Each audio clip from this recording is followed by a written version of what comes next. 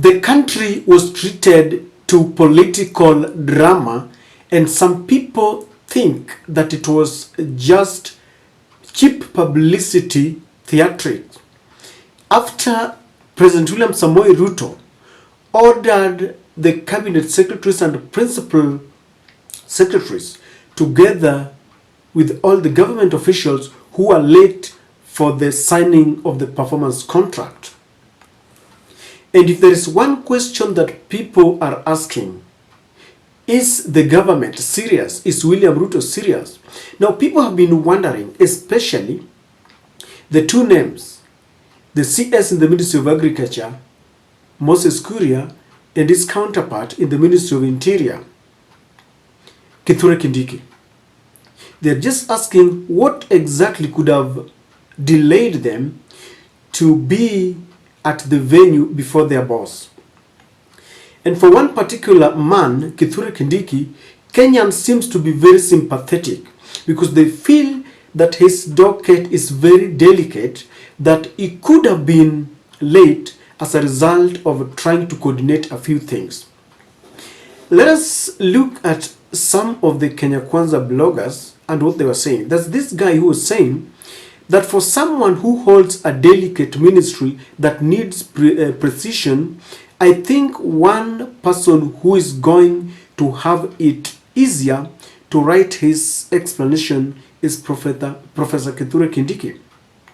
Waking up early every day to speak to your officers across the country to get the security situation, he will find reasons. So this guy called Kenya West feels that it will be very easy, it will be a walk in the park for Kithure Kindiki to explain to the president where he was, because this guy feels that you wake up very early in the morning and you still want to do a little bit of coordination here and there, security-wise. Abuga Makori, a well-known Kenya Kwanza supporter, was saying this, that it is even emerging that as early as 8 a.m., Al-Shabaab militants were attacking civilians on public transport vehicle in Lamu this morning as CS Kithure Kindiki was preparing to go to State House. He had to mobilize security teams including KDF in Nyangoro, FOB. Professor Kindiki is a diligent public servant. So Abuga Makori is alleging there that when Kindiki was preparing, he had news that Al-Shabaab was causing havoc and mayhem in some places, and so he had to move, with speed to arrest the situation, and this is the reason why he was late. He would have been there before the president. Now, I would treat the sentiments of these two gentlemen as mere wishful thinking, but the Star is reporting something that corroborates their sentiments and grounds what they are saying. The Star reports that Interior Cabinet Secretary Kithure Kindiki has confirmed that 2 people have died following suspected terror attacks along the Lamu-Witu-Garzen highway that happened around 7:40 a.m. on Tuesday morning. In a statement on Tuesday, the CS noted 1 person was killed during the attack. So if you look at the reports, Abuga Makori is deliberately mentioning 8 a.m., the time that William Ruto was expecting all these gentlemen to have been seated down. And then the Star is deliberately reporting 7:30. That is the time when the attack was happening. And so the leaks that we have, because from all these are deliberate efforts to bring to the public domain where Kithure Kindiki was, so that by the time you see them with William Ruto, you won't start asking why he has been forgiven, so that you also won't start saying that these were mere theatrics. Because let us face it, the Interior Ministry is a very huge docket, and it is also very delicate.